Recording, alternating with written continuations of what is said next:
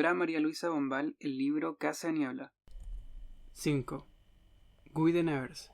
Cuán diferente a como yo lo había imaginado. Era este hombre tan sencillo y de modales elegantes, que me hizo sentar en la mesa a su costado derecho, contemplando su hermoso cabello canoso, su delicado perfil de águila, sus hombros gallardos y sus manos bien cuidadas.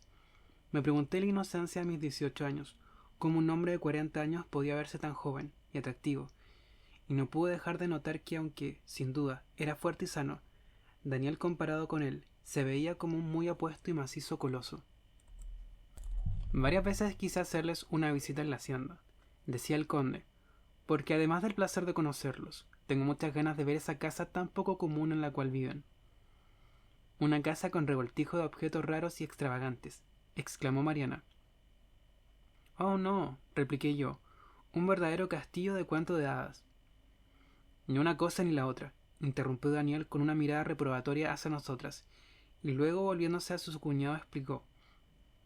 Nuestro tío Manuel, un hombre muy culto que en la última etapa de su vida se cansó de la gente, algo de lo cual no lo podemos culpar, decidió construir la hacienda donde estaba pasando sus últimos días, una casa que fuera el espacio adecuado para todos los objetos hermosos que había comprado en sus viajes. Qué interesante, comentó el conde. Debo admitir, continuó Daniel, que ese tipo de mansión en medio del bosque y rodeada por la niebla puede parecer la creación de alguien que no posee una mente convencional. De un artista, quiere decir, agregó el conde. ¿Tú crees eso? Preguntó Daniel, con los ojos iluminados por la alegría. Eso es justo lo que iba a decir. Nuestro tío, quien también fue nuestro apoderado, y a quien María y yo le debemos prácticamente todo, pudo haber sido un tanto extraño, pero al mismo tiempo era un muy buen hombre y un verdadero artista. Ya lo sabía, pero aún así me alegra que tú lo digas, afirmó el conde, obviamente impresionado por las palabras y el modo sencillo de Daniel. Hace mucho tiempo que sé de tu tío, porque yo también aprecio mucho los objetos hermosos. Sé que tenía unos tapices extraordinarios y una colección muy importante de libros. Claro que sí. En su biblioteca hay ediciones ilustradas, algunas bastante extraordinarias y varios manuscritos antiguos que valen una fortuna. Esta colección es una de las más interesantes que he visto en mi vida, le dijo a mi tío un profesor del extranjero, cuyo nombre ya he olvidado. Al parecer era alemán y tenía una barba muy divertida. Imagínate que viajó a la hacienda con el único propósito de realizar un trabajo de investigación en la biblioteca, y allí pasó día y noche, por varias semanas. Como debes saber, terminó de decir Daniel, con una vanidad pueril, es a mí a quien el tío Manuel legó su biblioteca en una cláusula de su testamento. Qué lástima que no te haya legado al mismo tiempo un poco de su cultura para que pudieras usarla junto con la biblioteca, exclamó Mariana de modo burlón. Y mientras su marido le daba una mirada severa, aumentó el enojo de Daniel. Es verdad que soy un hombre sencillo, un hombre del campo, querida, pero aunque no tenga ni la mitad de la cultura que tú tuviste la oportunidad de adquirir, gracias a tío Manuel, yo jamás cometería el error de decir que en su casa hay un revoltijo de objetos extravagantes. Pero si realmente puedes apreciar tanto los objetos de arte, ¿por qué no los cuidas como se le merecen? La casa, la biblioteca y todo lo demás están derrumbándose bajo las telas de araña, después de la muerte de tío Daniel, le dijo Mariana a su hermano en tono mordaz, obviamente furiosa de que Daniel le hubiera humillado frente a su esposo. Pero Mariana, intervine yo en forma tímida, tú sabes que si yo y Daniel nos dedicáramos la vida entera a la casa, aún la niebla terminaría deteriorándolo todo. Sí, explicó Daniel al conde brindándome una sonrisa. Mi esposa se está refiriendo a la humedad, que en forma devastadora está destruyendo todo, pinturas, libros, tapices. Es necesario un cuidado muy especial para preservar. Pobre tío Manuel, interrumpió Mariana, qué castigo para su avaricia tener que ver, desde el otro mundo, todos sus tesoros convirtiéndose en polvo. Tú deberías ser la última en este mundo que hable de su avaricia, María, declaró Daniel con indignación. Bueno, digamos que habló de su avaricia, con un poco de despecho, contestó ella de manera frívola. ¿Con despecho? Sí, debo admitir que no es muy agasajador para mí que tío Daniel te haya dejado a ti que eres muy simpático, aunque decididamente no un artista, todos esos objetos que mi esposo y yo podríamos apreciar mucho más y cuidar mejor. María, no lo puedo creer, se te olvida que te dejó sus tierras más valiosas y lo mejor de los bosques. Que yo feliz cambiaría por los tapices, los libros y especialmente el morillo y los 2 corots que te dejó a ti, Se hizo un silencio. Pero María, insinuó Daniel, en voz baja y un tanto lisonjera que me hizo temer por ella. Tú sabes perfectamente que aún es tiempo para establecer un cambio. ¿Qué quieres decir? Podríamos preparar un contrato que estableciera este cambio, en el cual yo te traspasaría todos los objetos de arte que me dejó tío Manuel, a cambio de tu residencia de la casa y los bosques que la rodean. ¿No estás de acuerdo en que la sabré apreciar y la cuidaré mejor que tú? Inquirió Daniel, asumiendo él ahora un tono sarcástico. Eso suena muy interesante, exclamó el conde. Si gustas, puedes venir a la hacienda y calcular el valor de todas esas cosas, continuó Daniel dirigiéndose a su cuñado, y mientras tanto tomaremos el café y la sala rosa, interrumpió Mariana levantándose de la mesa. Y unos momentos más tarde en la sala, noté que a Mariana le temblaban las manos cuando tomó las hermosas tenacillas de plata para pasar el azúcar. Gracias, Mariana, pero no me serviré café, le dijo Guy de Nevers a su esposa, y luego, dirigiéndose a nosotros, agregó: les ruego me excusen por dejarlos tan pronto, pero debo despachar unas cartas a Europa, antes de las 3 de la tarde. Sin embargo, espero que esta noche continuemos esta conversación. 6. Tan pronto como su esposo cerró tras él las cortinas de la sala rosa, Mariana, dejando caer las tenacillas que había sostenido en su mano con tanta elegancia, arremetió contra su hermano literalmente, con la hazaña de un felino enfurecido. Te prohíbo terminantemente que le vuelvas a hablar a Guy de ese cambio, gritó. No voy a permitir que me robes esa casa. ¿Robar? Mi querida María, me pareció oírte decir que los objetos de arte poseen un gran valor. Y además, no veo ninguna razón para que te pongas así. Después de todo, tu residencia en el bosque es propiedad tuya, y tu marido es demasiado caballero para disponer de ella sin tu consentimiento. No seas cínico, Daniel. Eres realmente un monstruo cuando se trata de engañar y hacer trampas. Sabes perfectamente bien que si mi marido insiste en esa transacción, me será imposible oponerme.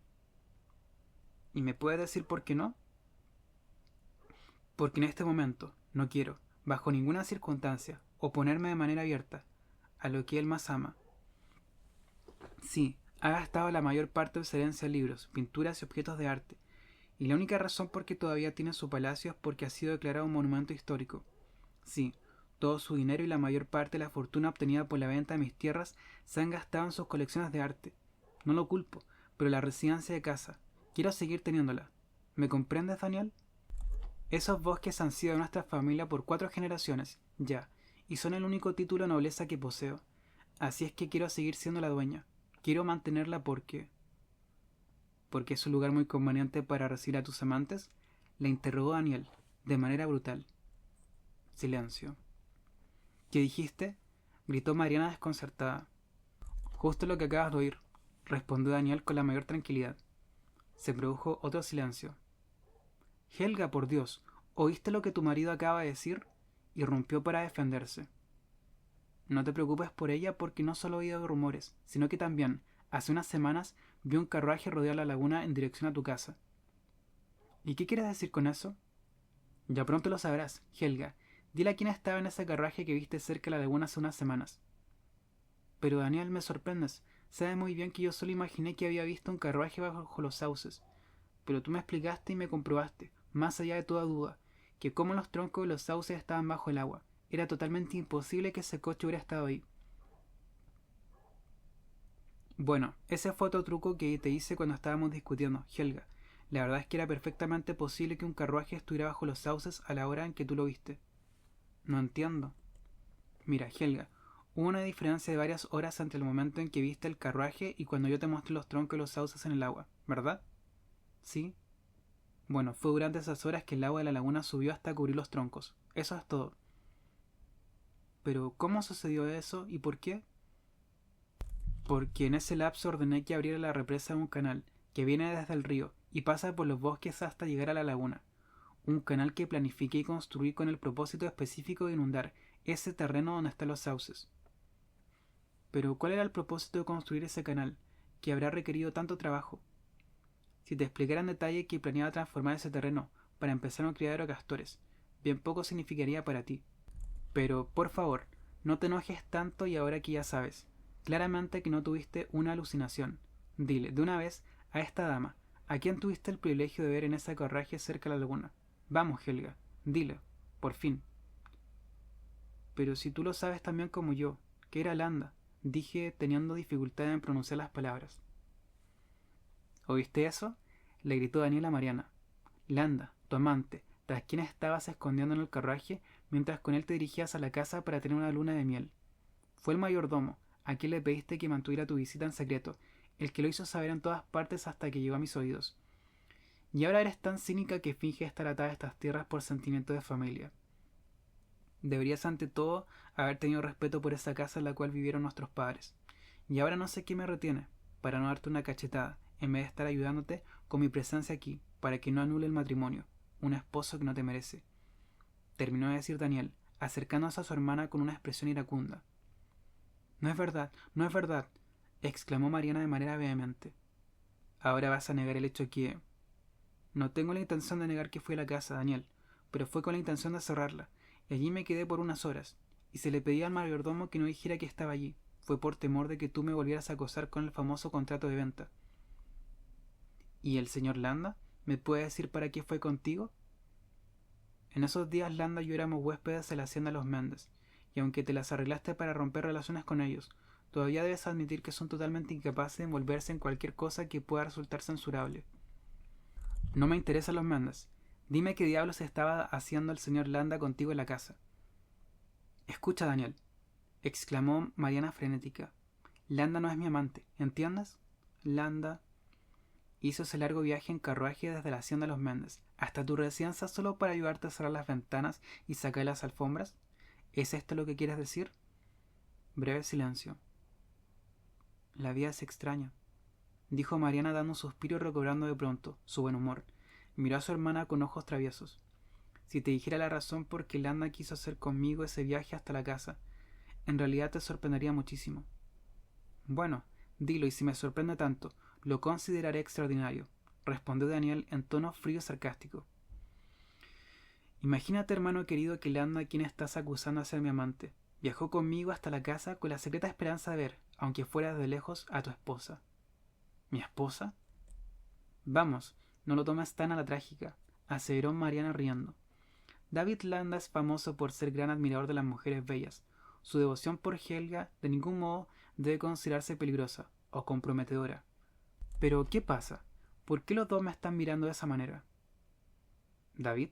¿Dijiste David Landa? Preguntó Daniel. Por supuesto, el nombre de pila de Landa es David. ¿Acaso no lo sabían? El primer nombre de Landa es David, repetí como en un eco. Nuevamente se produjo un silencio. Dios mío, se me había olvidado completamente, exclamó Mariana con la expresión de que de repente recordaba algo extraordinariamente curioso. Sí, qué raro, Daniel. Se me había olvidado que Landa también fue un apasionado admirador de tu primera esposa, de la hermosa Teresa, de quien aún se habla tanto en sociedad.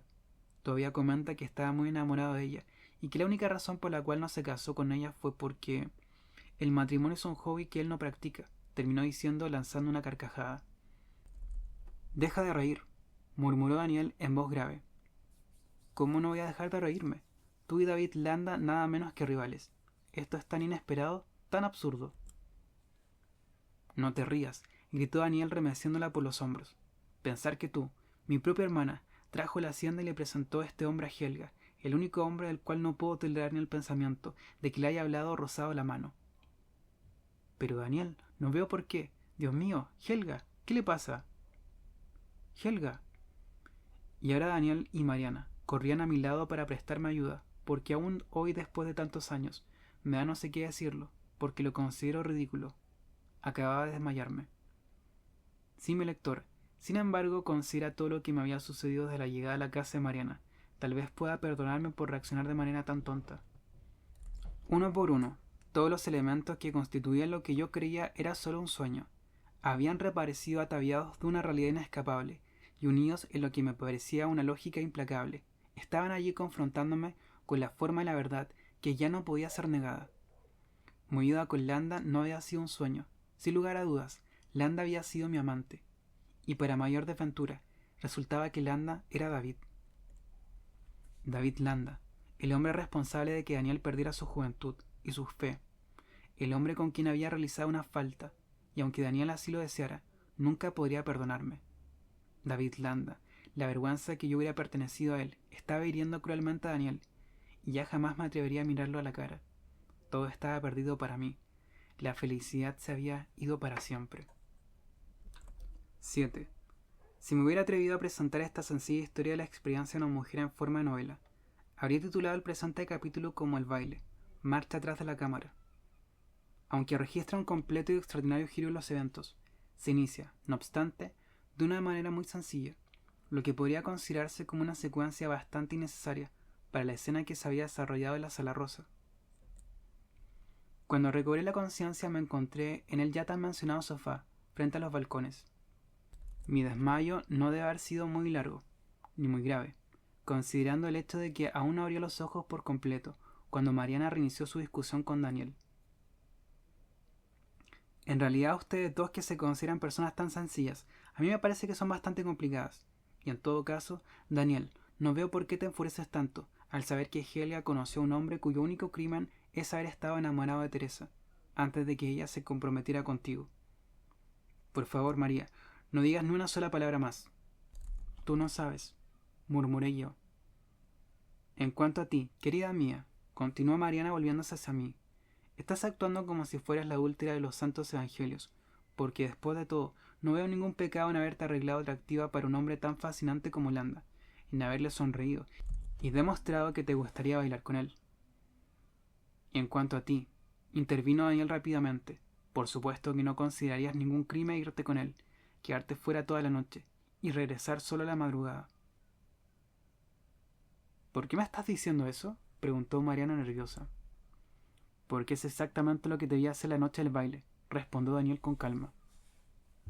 No es verdad, gritó Mariana con una expresión consternada en su rostro.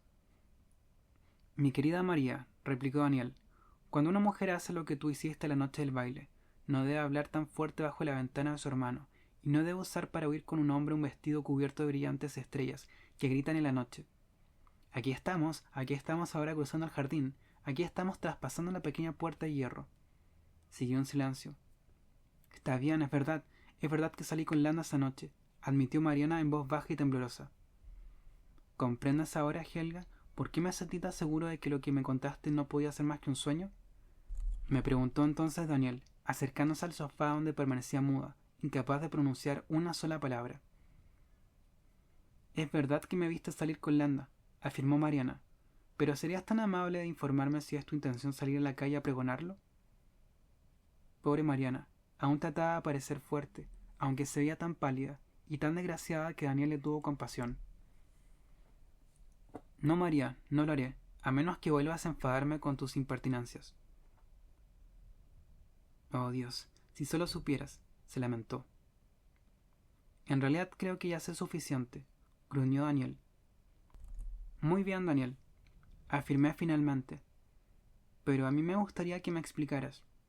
Debes explicarme cómo y cuándo viste a Mariana saliendo con Landa la noche del baile.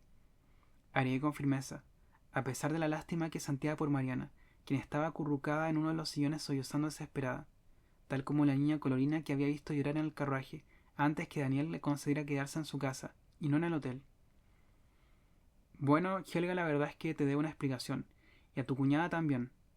Hace un rato te dije que estaba inclinado en la baranda, después de haber notado que te habías quedado dormida en ese mismo sofá en el que estás ahora, y que regresé a la habitación. Sí, ya lo sé, y después decidiste vestirte y venir a buscarme, pero cuando empezaba a vestirme, algo me hizo ir hasta la ventana. Era el ruido de la pequeña puerta de hierro, junto con la tan bien conocida voz de mi hermana hablando a gritos. Landa, ¿te vas? Desgraciadamente para las personas comprometidas en este asunto, la ventana da al jardín, y cuando me acerqué, pude oír la respuesta de Landa. No, no me voy, simplemente huyo. Me sobresalté. Mariana de repente dejó de llorar y miró fijo a su hermano, quien manteniendo su mirada, continuó. ¿Eso significa que nunca más volveré a verte? Se hizo un pesado silencio, antes que Mariana dijera. Tú eres quien así lo ha decidido. Yo no tengo más que decir adiós. ¿También oíste la otra respuesta de Landa?, preguntó Mariana dándole énfasis a cada palabra. ¿Y sabes lo que significaba, mi querido hermano?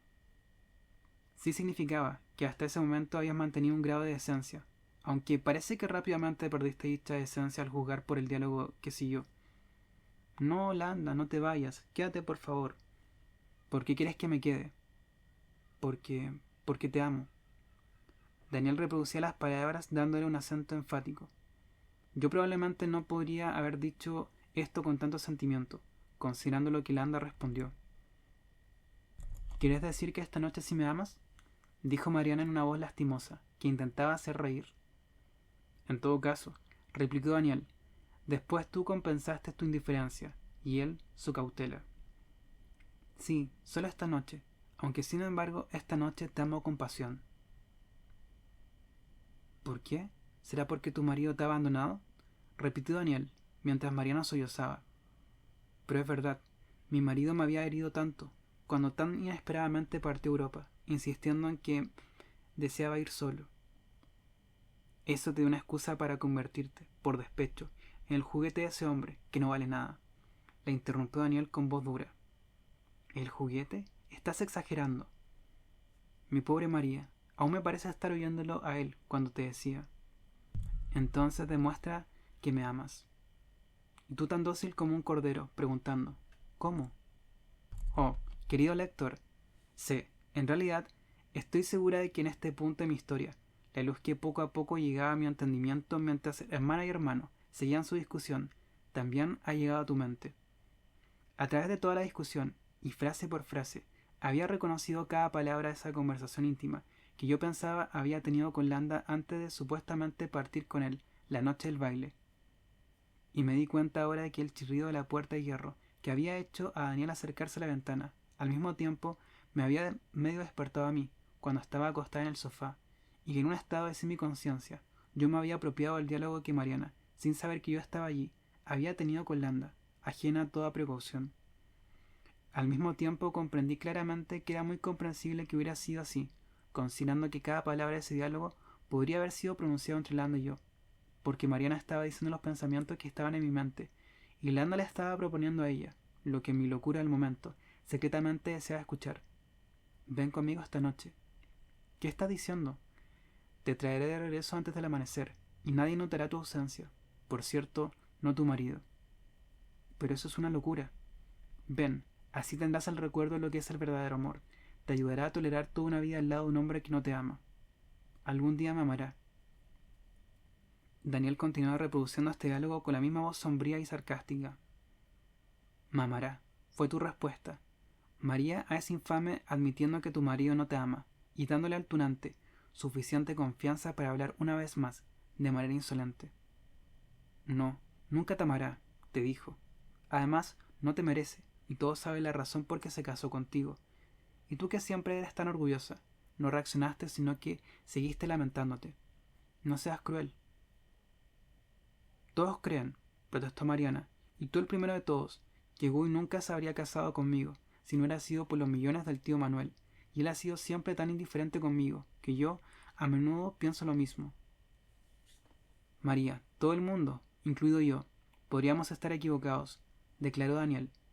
Y en cuanto a ti, que tanto sabes coquetear, me sorprende que no hayas ocultado a ese tipo un pensamiento tan humillante para ti. En ese momento me sentía demasiado desgraciada para andar pensando en coqueteos, te lo aseguro. Landa no pensaba de la misma manera. ¿Recuerdas los reproches que te hizo? Tú has sido mucho más cruel conmigo. Me hiciste perder la cabeza. Me mentiste. Y a pesar de que lo negaste, él se dio la satisfacción de decir la verdad en tu cara. Todavía lo puedo ir diciendo. Sí, me engañaste con tus ojos y tus gestos, desde el primer día.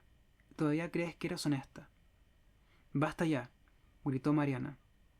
Sí, fue con la misma convicción que le dijiste basta a Landa cuando él estaba por terminar la conversación, y te dijo, está bien, entonces ni una palabra más. Me voy. Corriste tras él diciéndole, con una convicción muy similar, no, me voy contigo hasta el amanecer. Te amo. Terminó de decir Daniel a su hermana con una mirada amenazante. Ella bajó la cabeza. Por Dios, Daniel, realmente que tienes una memoria prodigiosa, murmuró entre risas y lágrimas. Tal vez, pero te aseguro que no necesitaba una vista prodigiosa para verte cruzar el jardín, con ese vestido lleno de tantas estrellas fulgurantes que parecían fuegos artificiales, y luego verte pasar por la puerta de hierro del brazo de ese hombre deleznable. Sin embargo, amo a mi esposo, Daniel. No sé qué me pasó esa noche, y nuevamente estalló en lágrimas. Y así, querido lector, fue como todo realmente sucedió, y ahora comprendí cómo, cuando Mariana se fue con Landa, yo volví a quedarme dormida, y soñé que me iba con él. Quiero decir que esa loca aventura la viví en un sueño, como producto del ardiente deseo que había despertado en mí, ese beso que me había dado una hora antes en el salón del baile. Daniel continuó inflexible. Te fuiste, y yo me quedé parado allí, como un idiota. Y esto es algo que no te perdonaré, María. Esa noche tan ridícula que me hiciste pasar. ¿Por qué? ¿Qué podía hacer? ¿Correr y golpear al hombre ese? ¿O pegarte detrás de ti? ¿O iniciar un escándalo? Si me hubiera decidido a bajar, eso es exactamente lo que habría hecho. Pero empezar un escándalo habría significado hacer pública tu falta. Por lo tanto me quedé allí, preocupado, rondando por la habitación, incluso durmiendo a ratos, hasta que el chirrido de la maldita puerta me hizo saber que regresabas. Qué ridículo, qué despreciable. Así me sentía.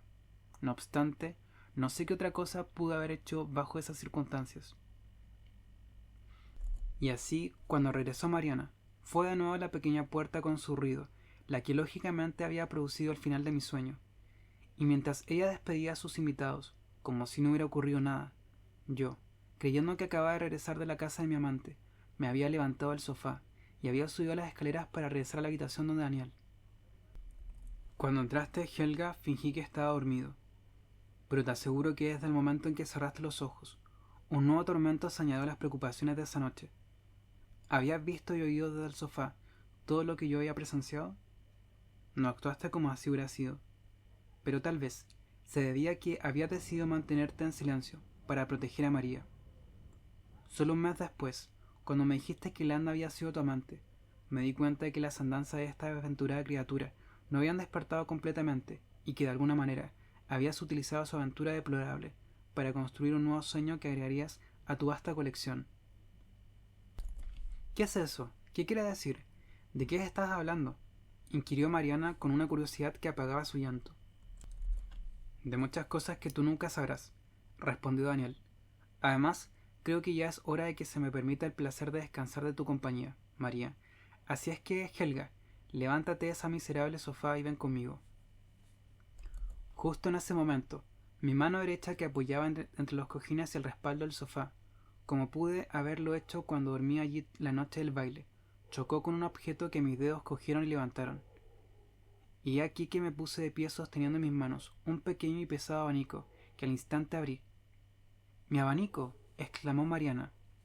Sí, el abanico bordado de perlas que debo haber dejado caer mientras dormía en el sofá la noche del baile —gritó transportada de alegría—. Porque, gracias a Dios, esta horrenda realidad que había visto erigirse la niebla de mis sueños estaba ahora derrumbándose, fragmento a fragmento, y regresando para siempre a la niebla. Porque si bien era absolutamente verdadero que no había dormido al lado de Daniel la noche del baile, había sido Mariana, y no yo, quien se había escapado con Landa. Y de verdad había visto el carruaje a la orilla de la laguna, pero ya no importaba si lo había visto o no, o si Landa estaba allí, considerando que nunca había sido mi amante. En cuanto al abanico, aseguro que resbaló de mi muñeca y se deslizó entre los cojines y el respaldo del sofá cuando estaba durmiendo. Sin embargo, no se me olvida haberlo visto junto al pequeño reloj en la repisa de la chimenea de esa casa en la cual me sobresalté. De repente este recuerdo venía a interrumpir, de manera abrupta, el curso efervescente de mi alegría. Helga, ¿a dónde vas? Helga, ¿qué le pasa? ¿A dónde va corriendo? Helga, espérame. Pero yo ya me había ido. Había bajado al jardín, pasado alrededor de la fuente y abierto la pequeña puerta de hierro. 8. Y ahora subiendo por el callejón, y seguida por Daniel, ya había alcanzado la plaza, la había cruzado, y estaba aferrada una vez más a los barrotes de ese portón demasiado conocido, para que mi vida con Landa fuera únicamente un sueño. Esta vieja casa tan fascinante y tan real bajo el peso de las madreselvas debería desaparecer, evaporarse con el aire de la primavera, como una casa de niebla. Helga, ¿qué estás tratando de hacer? ¿Por qué viniste aquí? Daniel, esa casa. porque existe una casa tras los abedules, ¿verdad? Claro que sí. Bueno, yo conozco esa casa. He estado dentro de ella, Daniel. Sí lo sé, Helga. ¿Pero por qué estás llorando? Ven, dijo empujando el portón. Entremos. No. Pero tienes que entrar, Helga. No debes tenerle miedo a los recuerdos.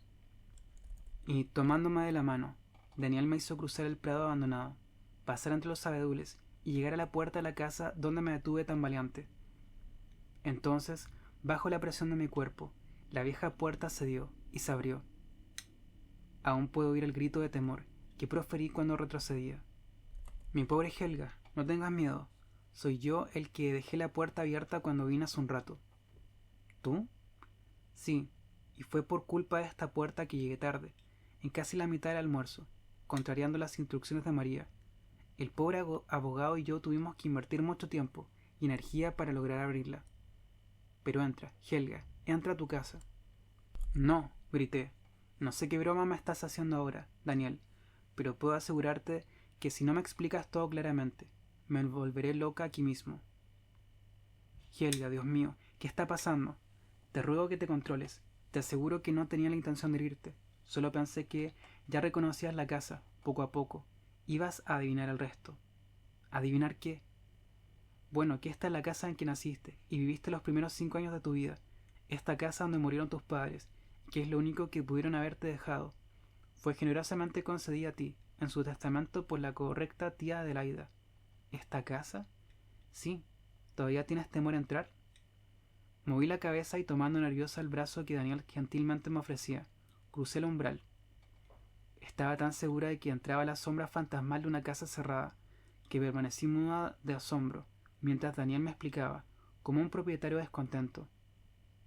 Sí, parece que el techo se desmoronó hace unos 10 años con el terremoto. Sin embargo, los muros y la base quedaron en pie. Sí, la casa tenía el cielo como techo, un techo celestial y radiante que de pronto arrojó toda su luz en los resquicios más oscuros y rudimentarios de mi memoria. El jardín, ese jardín que acababa de cruzar, ahora visto desde el umbral, volvía de repente a descubrirlo en mi memoria, pero lleno de árboles altos, fuentes cristalinas y glorietas cubiertas de flores de la pluma. Volví a verlo como el inmenso parque que había sido, antes que la ciudad se extendiera, con sus altos edificios de ladrillos, que lo habían cercado reduciéndolo a este prado abandonado, con sus raquíticos abedules. Y fue así como pude ver, sentada bajo la enredadera de la flor de pluma, color lavanda, a una joven mujer bordando al lado de una niña, de pie frente a ella. ¿Me llamaste, mamá? Sí, mi querida Helga, se me acababa de caer el dedal. Y la niña de rodillas se pone a buscarlo entre el pasto por un largo rato. Mamá, no lo veo, no puedo encontrar ese dedal de oro tan lindo que tú tienes. Bueno, tal vez Dedalina lo vio primero y lo recogió. Dedalina. Sí, esa pequeña niña que nació en un tulipán y cuya historia se cuenta en uno de los libros que te regalé. ¿Recuerdas? Esa niña que es tan pequeña que usa la cáscara de una nuez como cuna, hojas de violeta para su colchón y pétalos de rosa como cubrecama. ¿No te acuerdas? Sí, Dedalina. Vive en un jardín, se alimenta de la miel de las flores como las abejas. Y... Pero dime, mamá, ¿por qué Dedalina se habrá robado el dedal? ¿Quién sabe? Tal vez quería tener una tina de baño hecha de oro. Sí, 2 o 3 gotas de rocío en mi dedal y... El sonido de una puerta distante interrumpe la conversación, y la niña corre hacia un hombre joven que acaba de aparecer al final del sendero. Ese hombre joven es el mismo del retrato que aún tengo, mi padre. Es alto, esbelto y elegante. Tiene los ojos azules, y no obstante su juventud, el cabello es gris. Sí, su pelo de un gris azulado destaca su juventud y bellas facciones, como en un milagro, que no podía discernirse en el retrato. Ahora pude ver a Enrique del Río levantando sus brazos y besando a aquella niña que yo fui. Lo puedo ver depositándome de nuevo en el suelo para avanzar con una sonrisa hasta la sombra perfumada de la glorieta. Y pude ver a su amada, tan atrayente, levantarse de su asiento, sus abundantes rizos cayendo medio deshechos sobre su nuca frágil, su tez pálida de pronto, iluminada como una rosa de color rosado, y 2 diminutas llamas de oro en el fondo de sus pupilas oscuras. Pude oír claramente la voz del apuesto joven dirigirse a ella, mientras se inclina para darle un beso. Él tenía una voz profunda y un sutil temblor que parecía acariciar la frente de ella, de manera tan suave como las alas de una mariposa revoloteando entre flores de la glorieta. Aquí ya se ha puesto frío. No es la mejor para ti, Eva. Entremos. Y pude verme a mí misma, acarreando orgullosamente el pañuelo de seda de mi madre, y su costurero mientras seguía a los amantes, hasta este umbral donde ahora, después de tantos años, estaba al lado de Daniel. Porque este jardín era, en verdad, el jardín de mi primera infancia, el parque que rodeaba la villa de Eva Hansen. El parque, a muy corta distancia de la casa de Mariana, aquel del cual Landa me habló durante el baile, contándome que subía por sus muros para poder divisar a mi madre entre los árboles. Y ahora comprendí que sus palabras habían inconscientemente conducido mi mente a ese parque en mi memoria, mientras dormía en el sofá de la sala rosa. Había sido a este parque donde había venido en mi sueño. Y aquí que volví a verme como una niña pequeña, corriendo por las mismas habitaciones por las cuales había pasado con Landa en mi sueño, y que ahora volvía a recorrer seguida por Daniel.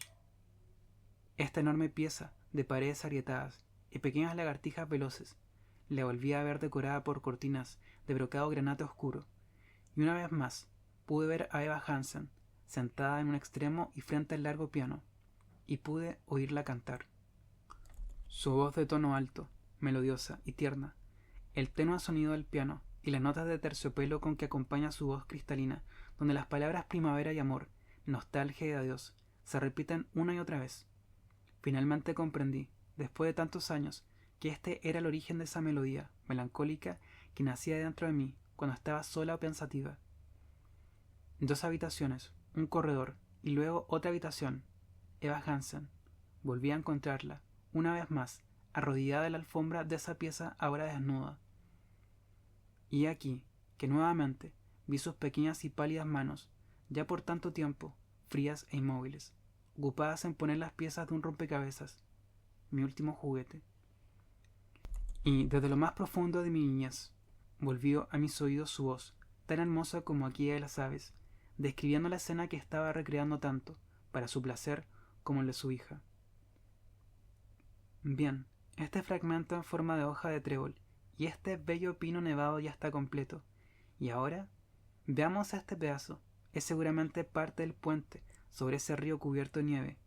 Y, oh Enrique, qué estupenda idea haberle traído este regalo a la niña, porque este paisaje es la verdadera imagen del invierno en mi país.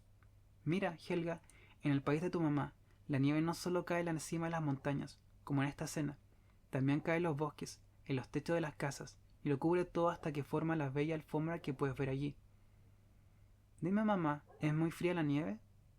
Sí, muy, pero muy fría. ¿Y también es dura? ¿Y qué gusto tiene? Si le diera una mordida a una de esas bolas de nieve con las que están peleando los niños del cuadro, ¿qué me pasaría? ¿Y ese animal chiquito que está ahí, qué es? Una ardilla. ¿Una ardilla? ¿Y qué hace? Juega. Le gusta correr por aquí y por allá en la nieve. ¿Eso es lo único que hace? Sí, Dios la creó únicamente para ese propósito, para que juegue y disfrute las cosas hermosas en el bosque, todo aquello que los hombres no comprendan o no quieren ver, el reflejo iridescente de cada gota de rocío en la mañana, hongos de tonos inesperados brotando bajo la sombra húmeda de los helechos. También creó la ardilla para que disfrute cada una de las estaciones del año, y en cada estación, cada suceso del día que pasa, una breve caída de neblina, la salida fulgurante del sol, el suave suspiro del viento y el intenso perfume de las flores cuando está a punto de caer la lluvia. Pero en la noche, ¿qué hace la ardilla? Se sube a lo alto de un pino, donde duerme, y se queda quieta disfrutando cada segundo de la luz de la luna, siguiendo las huellas fosforescentes que dejan las estrellas cuando caen. ¿Te das cuenta, Helga, de que debido a esta pequeña ardilla no se pierden tantas cosas hermosas y no han sido concedidas en vano por Dios? Pero mamá, ¿acaso no hay gente también que solo vive para ver las cosas hermosas? Sí la hay, Helga. Son los poetas, los artistas, los verdaderos, aquellos que con sonidos, palabras o colores aman crear otros mundos donde es grato, para la mente humana, descender y habitar. ¿Verdad, Enrique? Y una vez más, pude ver a mi padre mirando a Eva Hansen, sin darle una respuesta, solo mirándola de manera fija y profunda por un largo rato, como si nunca la hubiera visto antes, o como si estuviera a punto de alcanzar, a través de ella, uno de esos mundos que acababa de describir. «Regresa, Helga, regresa». Era la voz de Daniel, pidiéndome que regresara al presente, con una cierta impaciencia que me advertía de que ya era hora de continuar la gira de inspección por la casa que ahora es nuestra. Una última puerta y estamos en una amplia habitación vacía, con sus paredes dañadas por los años y las tormentas. En el fondo, una alta repisa que se está cayendo a pedazos. Y aquí que cuando mi memoria regresó a esa niñez que estaba recuperando, pude ver esa habitación enteramente decorada por bellas cretonas, de colores desvaídos, iluminadas por la luz rojiza del fuego, danzando en la chimenea. En el centro de la habitación, una cama ancha con cortinaje de tul, y en ese lecho, una mujer joven que yace dormida. Su hermosa cabellera oscura se extiende en las almohadas, y sus largas pestañas descansan sobre sus pómulos pálidos. Sentando a su lado, y sosteniendo la mano, un hombre joven resguarda su sueño. Todo parecía tan lleno de paz, y ambos se veían tan jóvenes, tan bellos, tan fervientes, tan desgraciados. Eva Hansen y mi padre. Y aun para la pequeña niña que era yo entonces, se veían como la imagen misma del amor. Porque 13 años después, había sido la habitación de ellos, a donde había regresado mi sueño, para vivir con Landa, lo que en ese momento consideraba el mayor amor de mi vida. Y aquí, que mi memoria volvió a vivir, después de tantos años, el instante en que, tras haber visto a la bella y silenciosa pareja de mis padres, en la niña que fui cruzó la habitación para mirar el reloj de la repisa, y me vi a mí misma empinada, contemplando maravillada el péndulo en forma de flecha que oscilaba hacia la izquierda y la derecha. Y había sido al lado de ese reloj que tanto admiraba, donde 3 años después había ubicado mi sueño, ese otro juguete de mi primer baile, el hermoso abanico de Mariana. 9. Sí, mi vida con Landa no fue más que un sueño, y esa otra casa construida por mi inconsciencia de recuerdos. Deseos y niebla ahora se derrumban para regresar a la niebla. Felicidad, aún no me atreví a entregarme a esa felicidad que finalmente recuperaba, cuando... «Helga», me estaba llamando Daniel desde afuera. Como por fin había logrado abrir la puerta en el otro extremo de la habitación, seguramente ahora me estaba llamando desde el patio interior, donde convergen todos los cuartos de las casas coloniales. «Ven, Helga, apúrate», insiste. Y cuando caminaba hacia él, sentí un hálito de perfume y la melodía de las abejas. «Mira, Helga, ¿no es este acaso el árbol de tus sueños?» Levanté la vista y me quedé muda, sobrecogida. Porque en un verdadero milagro era el mismo árbol, esta acacia centenaria, rodeada por los muros derruidos, aún exhalaba su perfume de primavera en el patio de Eva Hansen. Sí, era el árbol de la felicidad, este árbol cubierto de flores amarillas, y un enjambre de abejas, bajo el cual Daniel estaba ahora invitándome con una tierna y graciosa sonrisa, mientras me susurraba, como se acostumbraba al final de las ya anticuadas historias de amor: «Te amo». Fin. Si te gusta mi contenido, te invito a suscribirte.